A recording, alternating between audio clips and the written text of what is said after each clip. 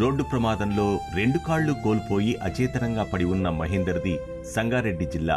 చిన్ననాడే తండ్రి కుటుంబాన్ని వదిలి వెళ్లాక కష్టాలే సావాసంగా పెరిగాడు.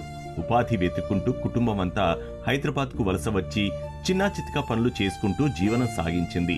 ఐటీఐ చేసిన మహేందర్ ఐషర్ షోరూంలో మెకానిక్గా పనిచేసి ఇంటికి ఆసరాగా ఉండేవాడు. వచ్చే అరకొర సంపాదనతోనే చెల్లి పెళ్లి కూడా చేశాడు.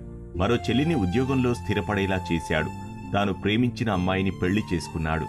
అంతా సవ్యంగా సాగుతున్న క్రమంలో అనుకోని విధంగా జరిగిన ప్రమాదంలో 2 కాళ్లు కోల్పోయి ఉపాధి కరవై ఆర్థిక సాయం కోసం అర్థిస్తున్నాడు.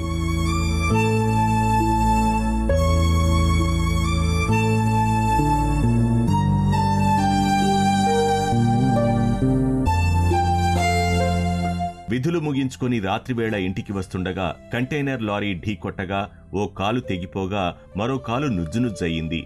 మృత్యుముంగిట వరకు వెళ్లిన మహేందర్కు బంధువులు, పనిచేస్తున్న సంస్థ సాయంతో ప్రాణాలతో బయటపడ్డాడు. ఇప్పటికే 22 లక్షలు ఖర్చయ్యాయని, పని లేకపోవడం వల్ల ఇల్లు గడపడం కష్టంగా మారిందని కన్నీరు మున్నీరుగా విలపిస్తున్నాడు. నాకు 2 చెల్లెలు, మా అమ్మ, మా నాన్న మా దగ్గర ఉన్నాడు, ఊర్లో ఉంటాడు. నేను ఐచర్ షోరూంలో గత 15 సంవత్సరాలుగా నాకు ఎక్స్పీరియన్స్ ఉంది. బొల్లారం ఐచర్ షోరూంలో నేను 1 ఇయర్గా జాయిన్ అయ్యాను. 1 ఇయర్ క్రితం డ్యూటీ కంప్లీట్ చేసుకుని వచ్చే క్రమంలో నాకు దారిలో ఒక ట్రక్ అతను నన్ను అడ్రస్ అడిగాడు. అడ్రస్ చెప్పే క్రమంలో వెనక నుంచి నాకు అతివేగంగా ఒక టిప్పర్ వచ్చి నాకు ఢీకొట్టింది. ఆ యాక్సిడెంట్లో నాకు 2 కాళ్ళు క్రష్ అయిపోయినాయి. ఒక కాలు అక్కడ డివైడ్ అయిపోయింది. లాస్ట్ ఇయర్ May 21కి జరిగింది. లైఫ్కి గ్యారంటీ లేకుండా 99% ఆల్మోస్ట్ చనిపోతా అని చెప్పారంట. మా కంపెనీ వాళ్ళు, మా రిలేటివ్స్ అందరూ డాక్టర్స్తో మాట్లాడి ఏదైనా చేయండి, ఆంపిటేషన్ చేసినా సరే మనిషిని బతికించండి, మా వర్కర్ని బతికించండి. వాళ్ళు, మా సార్ వాళ్ళు, మా రిలేటివ్స్, మా మామయ్య వాళ్ళందరూ బతిమలాడడం జరిగింది. హాస్పిటల్లో ట్రీట్మెంట్ చేయించారు. నా దగ్గర డబ్బులు లేక నేను డిశ్చార్జ్ ఇంటికి వచ్చేసి మరో 3 నెలలు నేను ఈ బాధను అనుభవించాను. లారీ అతని నుంచి నాకు ఏమి ఇంతవరకు అందలేదు. ఇల్లు గడవడం చాలా కష్టం అయిపోయింది. అమ్మ చెల్లి చేస్తేనే గడవాల్సి వస్తుంది. నాతో పాటు నా భార్య నాకు సపోర్ట్గా ఉంటుంది. ఆర్టిఫిషియల్గా లెగ్స్ చాలా ఉంటాయి. ఆర్టిఫిషియల్ లెగ్స్ పెట్టుకున్న తర్వాత ఐదావేదిగా ఆఫీస్కి వచ్చి నీకు కూర్చునే జాబ్ ఇస్తాము, నీకు ఎప్పుడు సపోర్ట్ ఉంటుందని మా కంపెనీ చెప్పింది.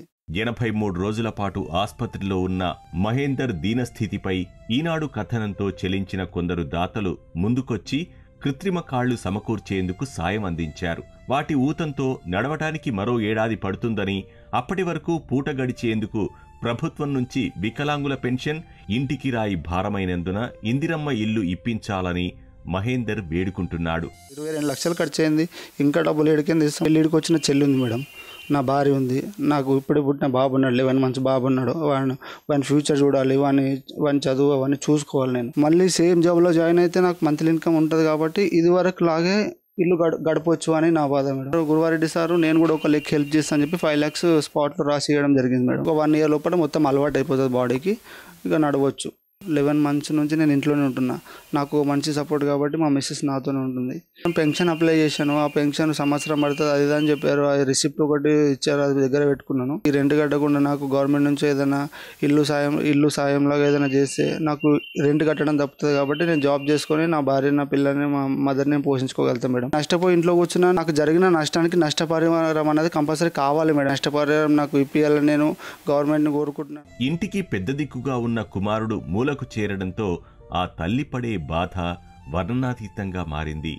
ఊహకందని విషాదం తమ కుటుంబాన్ని నడిరోడ్డున పడేసిందని విలపిస్తున్నారు.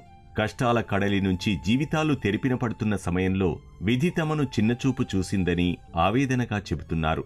మహేందర్ అర్హతకు తగ్గట్లు ప్రభుత్వ ఉద్యోగం ఇప్పించాలని, అదే సమయంలో ప్రమాదానికి కారణమైన వాహన యజమాని నుంచి పరిహారం త్వరగా అందేలా చూడాలని కోరుతున్నారు. నా కొడుకు అట్లా అయింది కదా, ఏదో గవర్నమెంట్ నుంచి ఒక ఇల్లు, నా కొడుకు కింద పెంచింది, భార్య ఉందో కొడుకు, అక్కడికి వెళ్ళి మాకు ఏదైనా నష్టం జరిగింది కాబట్టి నా కొడుకు మొత్తం కోల్పోయి మూల కడ్డాడు కాబట్టి అది ఒక్కటి కావాలి మేడం.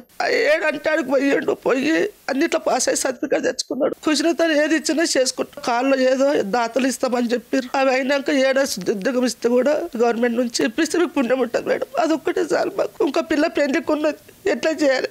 పిల్లగాడు పెద్దగా ఉంటే నాకు ధీమ ఉంటుంది. ఆ పిల్లని ఎట్లా చేయాలో అర్థమవుతలేదు. కాలం కలిసి రాక అనుకోని ప్రమాదంలో 2 కాళ్ళు పోయిన కుటుంబ సహకారంతో ప్రాణాలతో బయటపడ్డాడు మహేందర్. దాతల సహాయంతో ఆర్టిఫిషియల్ లెగ్స్ అందినప్పటికీ పూర్తిగా రికవరీ అవ్వడానికి ఏడాది కాలం పడుతుందని, కుటుంబ పోషణ బాధ్యత తనదేనని, ఈ ఏడాది పాటు రెంట్ హౌస్లో ఉంటూ కాలం గడపడం కూడా కష్టంగా మారుతుందని, ప్రభుత్వం స్పందించి తనకు కావలసిన పెన్షన్తో పాటుగా ఒక ఇల్లు, తన అర్హతకు తగిన జాబ్ ఇస్తే బాగుంటుందని అతను కోరుతున్నారు.